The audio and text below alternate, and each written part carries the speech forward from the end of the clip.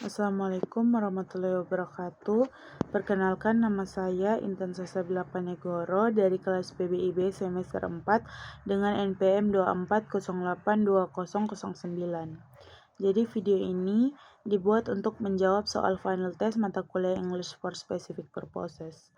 Soal pertama yaitu jelaskan pengertian English for Specific Purposes atau ESP dan perbedaannya dengan General English.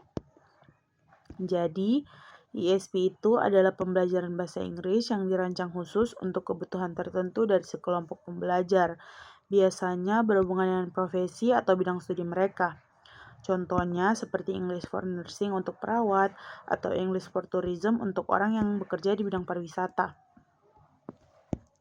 Bedanya ESP dengan General English, yaitu kalau General English mengajarkan bahasa Inggris secara umum, mencakup semua kemampuan seperti listening, speaking, reading, dan writing, tapi tidak fokus ke bidang tertentu.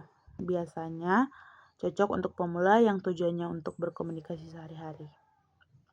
Sementara ESP fokusnya pada kebutuhan spesifik pembelajar. Materinya, kosakatanya sudah disesuaikan dengan bidang kerja atau studi mereka.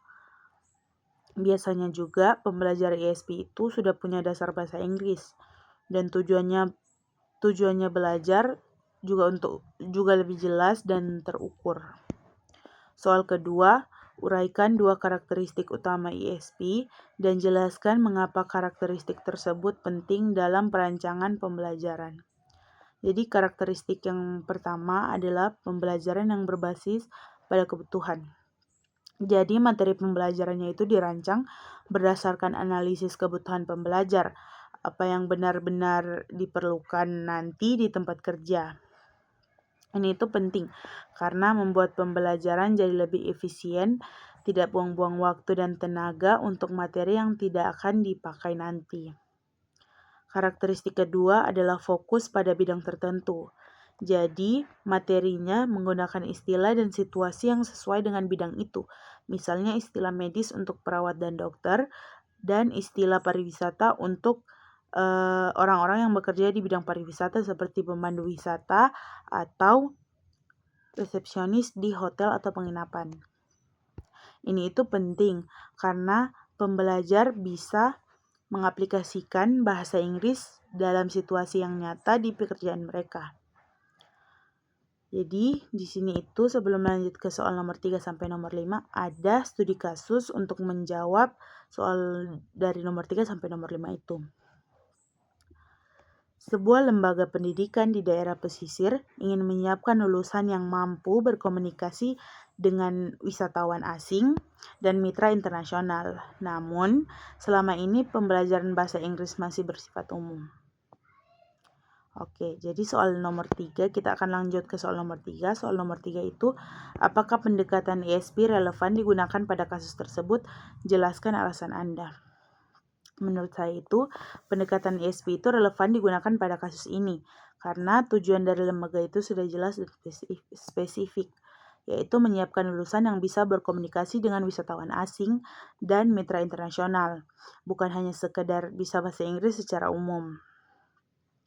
Dengan pendekatan ESP, materinya bisa difokuskan ke kosakata dan situasi komunikasi di bidang pariwisata, sehingga lulusannya jauh lebih siap menghadapi situasi nyata di lapangan. Soal keempat yaitu tentukan apakah konteks tersebut termasuk EAP atau EOP dan jelaskan alasannya.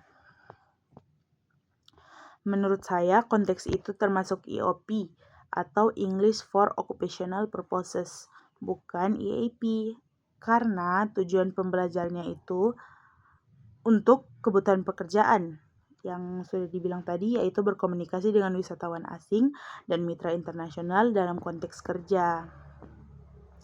Soal terakhir yaitu sebutkan dua kebutuhan bahasa Inggris yang perlu diprioritaskan.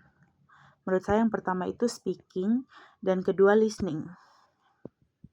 Itu digunakan untuk komunikasi lisan sehari-hari dengan wisatawan seperti memberi informasi, memberi arahan, menjawab pertanyaan, atau memberi pertanyaan kepada tamu.